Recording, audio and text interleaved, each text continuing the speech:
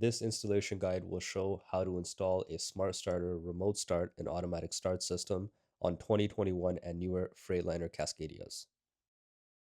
The first step is to unscrew the trailer brake and parking brake knobs. Once you have the knobs removed, you can use a pry tool to gently pry along the edges of the trim and pop it up.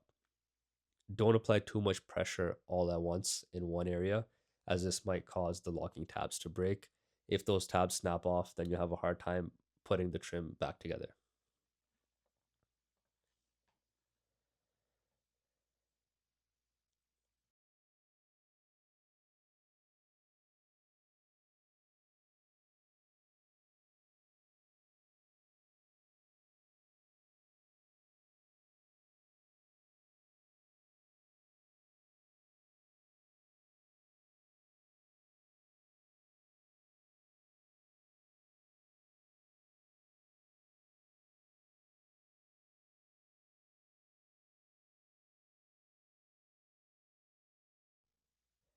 Next, we'll remove the trim piece around the light switch. In order to do that, you have to remove the T25 Torex screw at the start of the panel, and then using the pry tool, gently pry the rest of the panel off.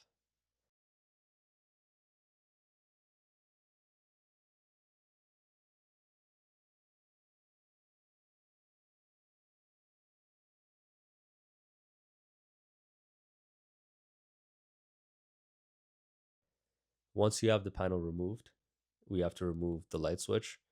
There's two screws, T25 Torex screws that hold it into place. Unscrew them, remove the light switch, and then disconnect the harness that plugs into the back of it. There will be a locking tab on that harness. Just press it down and unplug the harness.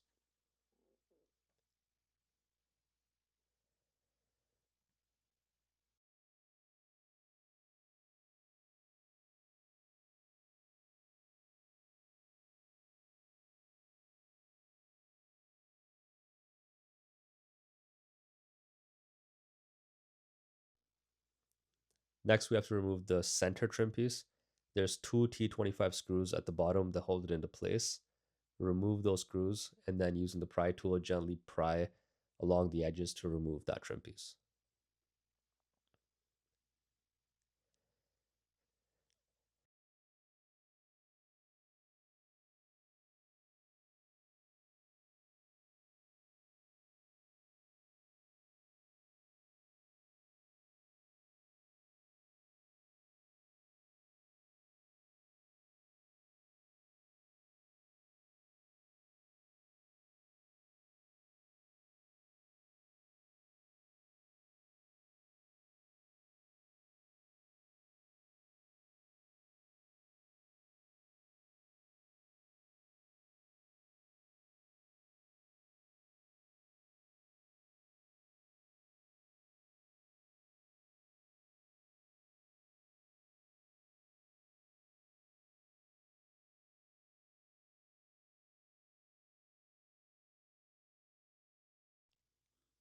Next, we'll remove the trim piece in front of the instrument cluster.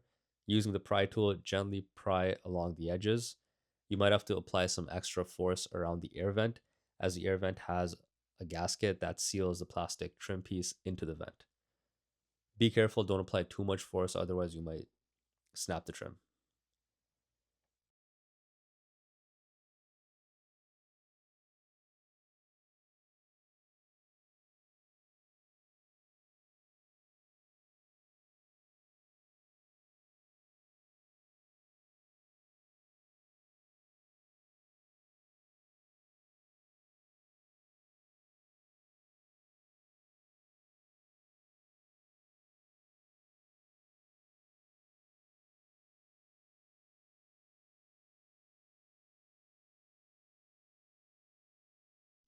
Once the trim panel is removed, you can unscrew the instrument cluster. There's four T25 screws.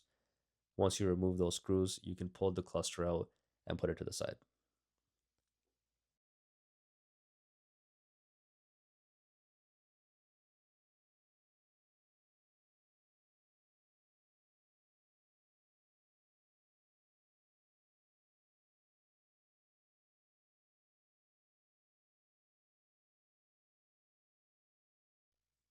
Next, we'll remove the locking nut from the ignition switch.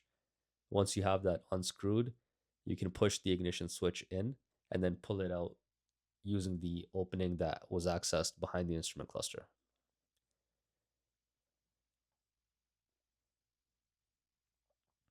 You can run the Smart Starter ignition harness from the center console in behind where the instrument cluster is and down to the ignition switch.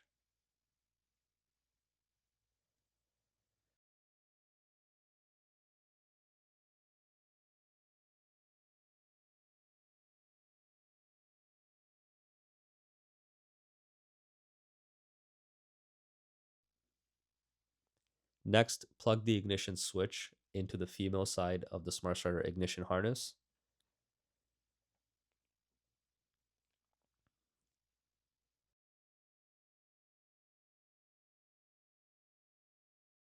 The next step is to connect the male side of the Smart Starter ignition T harness with the truck side ignition harness plug.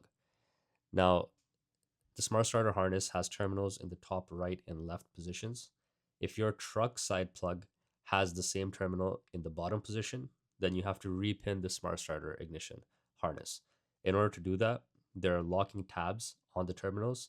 You push the tab in, and then you can pull the wire out. Just pry the tab back up, and then you can reinsert it into the bottom position. Once again, when you're making this connection, make sure that the terminals on the Smart Starter T harness line up with those on the truck side ignition harness.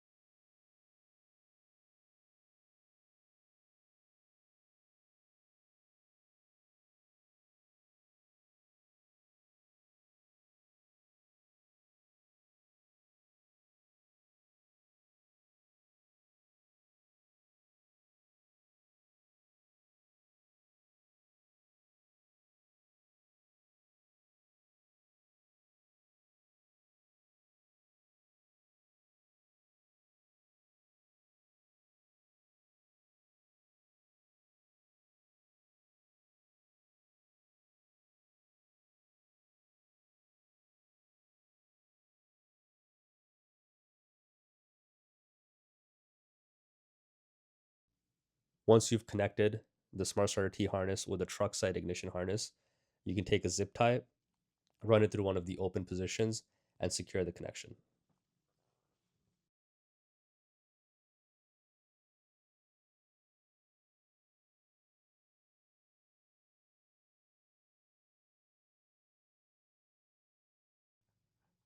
Once you've secured the connection with the zip tie, you can insert the ignition switch back into its normal position and then use the locking nut to secure it in place.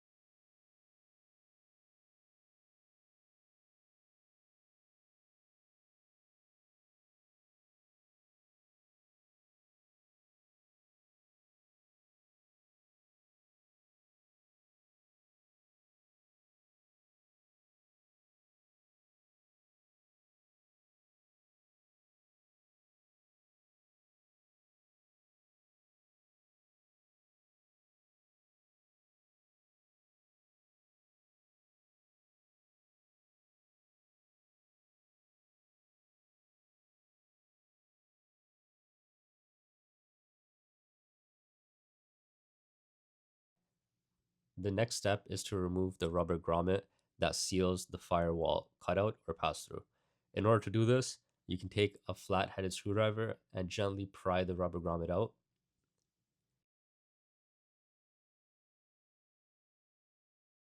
Once you have the grommet removed, using a pair of cutters, you can cut a V notch into the grommet. You want this notch to be wide enough that you can run the two loomed wires from the Smart Starter auxiliary harness through this opening. You don't want the notch to be too wide. If it's too wide, then you won't get a proper seal on that firewall cutout.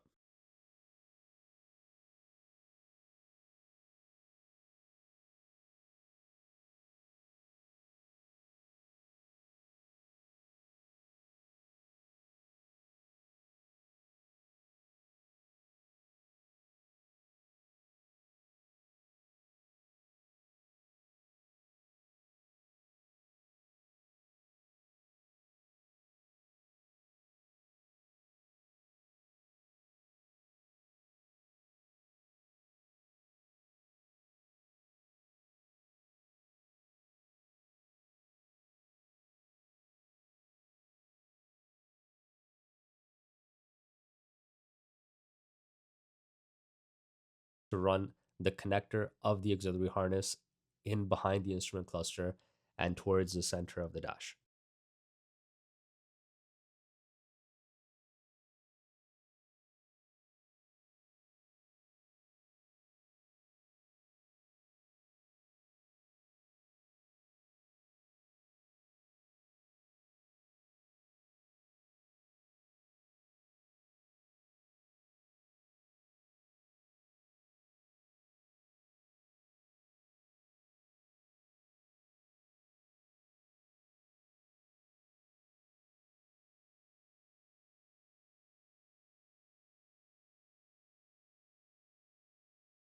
Next, you can take the two wires from the auxiliary harness that are covered in a loom.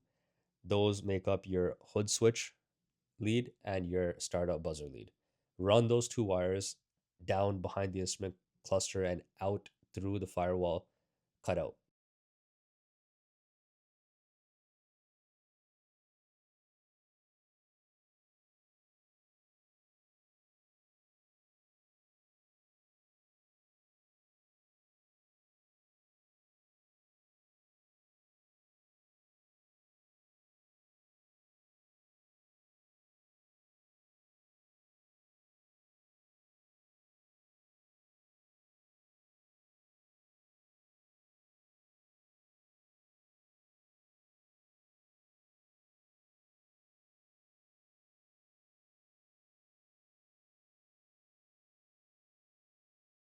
Once you've pulled both wires through the cutout, you can reinsert the grommet into the cutout to make a good seal. In order to do that, just take your flathead screwdriver and just push the grommet in from all sides.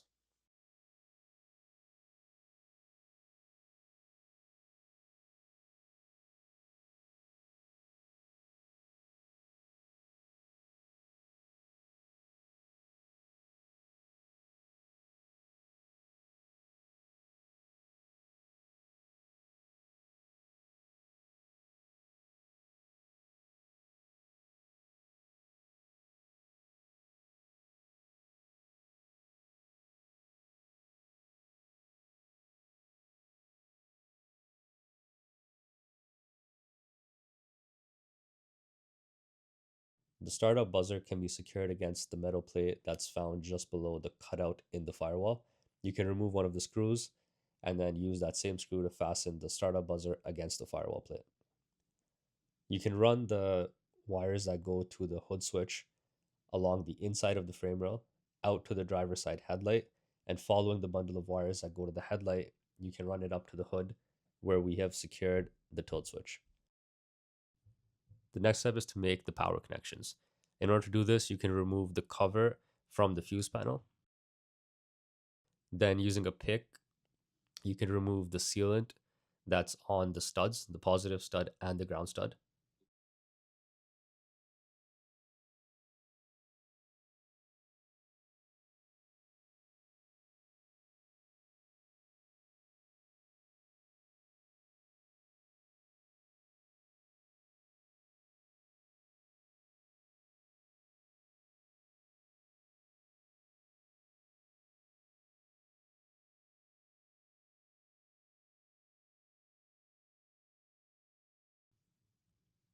Once you have both studs clear and accessible, you can run the ring terminals. The positive is connected to the red stud, and the ground ring terminal will be connected to the black stud.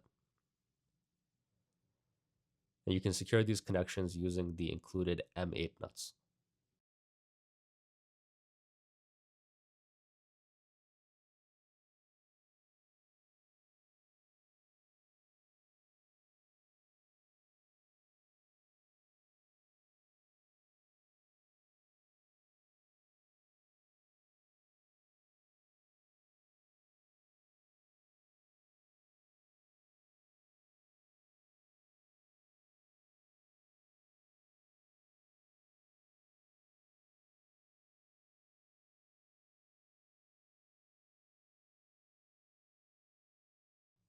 Once these connections are made, you can secure the leads with zip ties.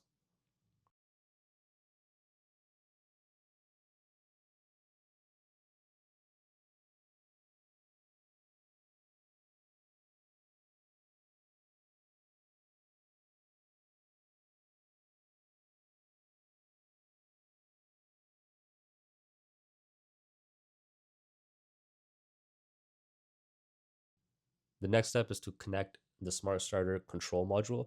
You can plug in the ignition harness, the auxiliary harness, and the data link harness.